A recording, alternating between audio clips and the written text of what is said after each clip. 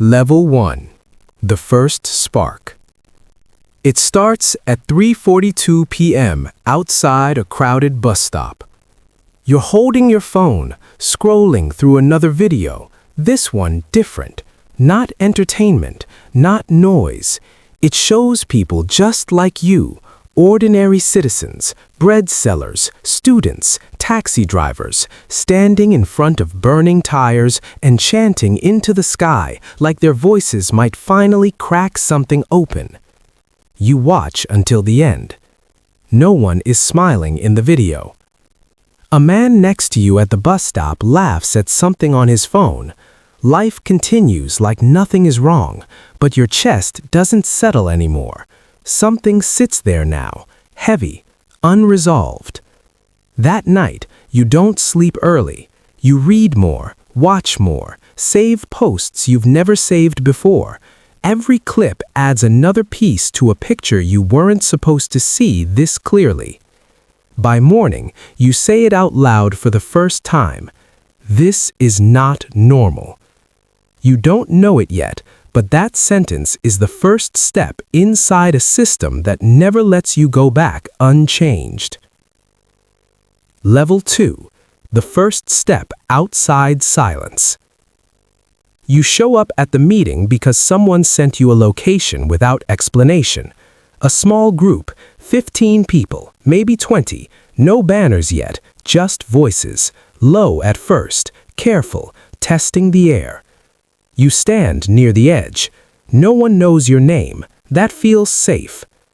They talk about fuel prices, broken hospitals, unpaid workers, missing funds, words you've heard before, but now they don't sound like complaints. They sound like charges. Someone says, if we don't speak now, we accept it forever. That line sticks. You nod before you fully agree with it. The decision feels small, harmless. You share a post later that night, then another. By morning, your phone is louder than before. Messages, reactions, a few warnings disguised as concern. Be careful. Delete that. You don't understand what you're getting into. But you already feel different. You tell yourself you're still just watching, but you're not. You've stepped slightly outside silence, and silence notices when you leave it. Level 3. Visibility. Now you are seen. Your name appears in group chats you didn't ask to join. You're added to discussions that move faster than your thoughts. Plans form in real time, locations, timing, signals. You don't lead anything, not yet. But you are no longer at the edge. You are inside. The first protest you attend is loud in a way that surprises you. Not chaotic, structured, like something rehearsed by people who have already accepted consequences. You chant until your throat scratches. For a moment, you feel invincible. Then you see the officers at the far end of the road, still, watching.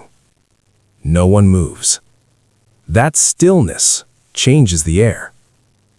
Later, someone explains the rules you didn't know existed. Don't stand alone. Don't answer unknown numbers. Don't carry anything traceable. You realize this is no longer just expression. It is structure. And structures always have price tags. That night, your mother calls twice. You don't pick up the second time. Level 4. The operator. You start organizing. Not because you plan to, because no one else fills the gap fast enough, and gaps always get filled by whoever stops hesitating first. You coordinate routes, share updates, move messages through channels that disappear after reading. You learn how quickly information becomes dangerous when it is attached to your name. You stop posting publicly. Instead, you move like a shadow between groups. There is a moment, 3:11 a.m., when you receive a message confirming turnout numbers for the next action. 10,000 expected. You stare at the screen longer than you should. 10,000 people now move partially on information you helped circulate. Power feels quiet. Not loud, not dramatic. quiet. But it changes how you sleep. You start checking exits in every room. You stop trusting long silences in conversations.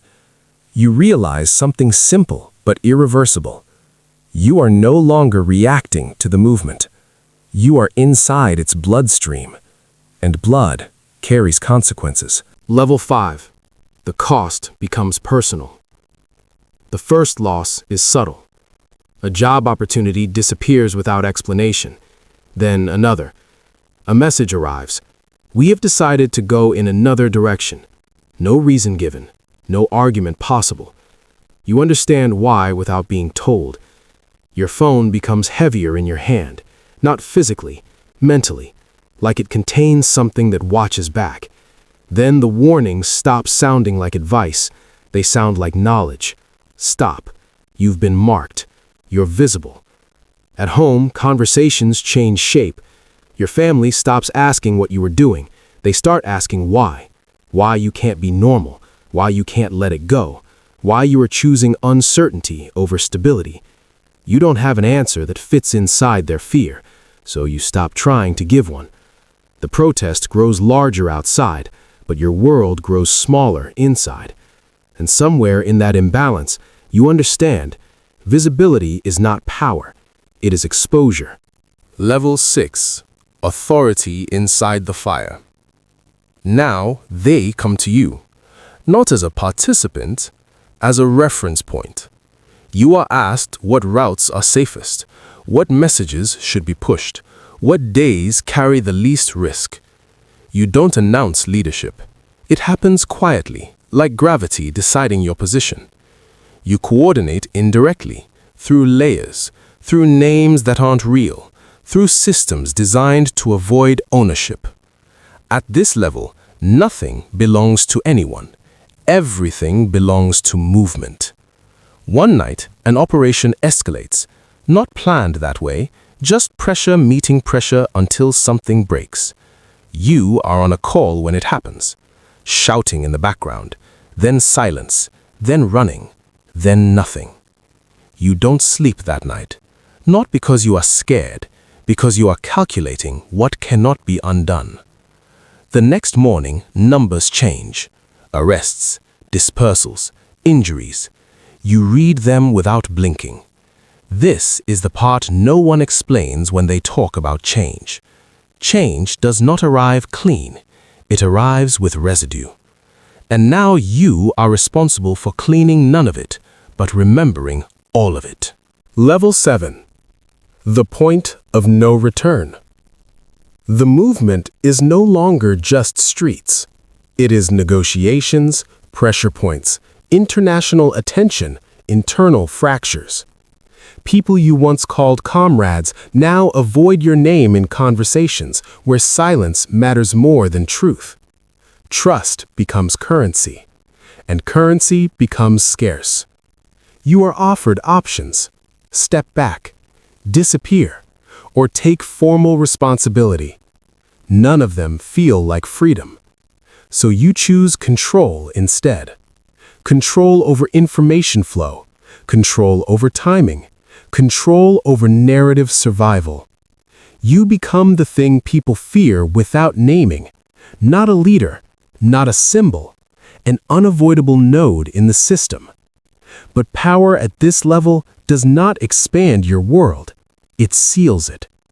Your phone stops ringing with casual conversations. Every call has weight, every message has risk.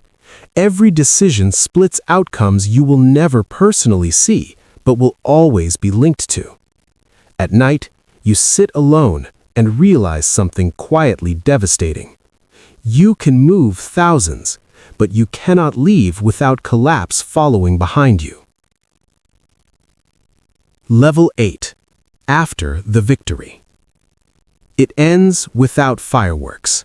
No grand announcement, no perfect closure, just gradual pressure release. Policies shift, certain figures step down, concessions are made, small at first, then undeniable. The streets calm, people celebrate. You are present but not visible. No one chants your name.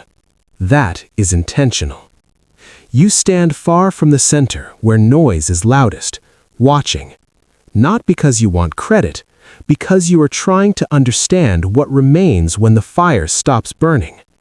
What remains is exhaustion and distance. The system did not break, it adjusted. You realize something you cannot unlearn. Power does not end struggle, it reshapes it. Later, long after the movement is declared successful, you are alone in a quiet room. No messages, no urgency, no coordination, just stillness. You think about level 1, the first moment, the first video, the first sentence you ever said out loud.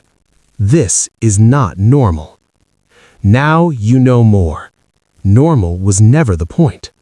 Survival inside systems like this always demands a cost only visible afterward. You are no longer inside the fire, but the fire is still inside you in smaller ways. Habits, instincts, silence between thoughts. And then you hear about a new group forming. Young voices, new videos, same words you once heard, same questions, same spark. Somewhere, a student is standing at a bus stop, watching a screen too closely. He thinks it's just information, just noise, just another video.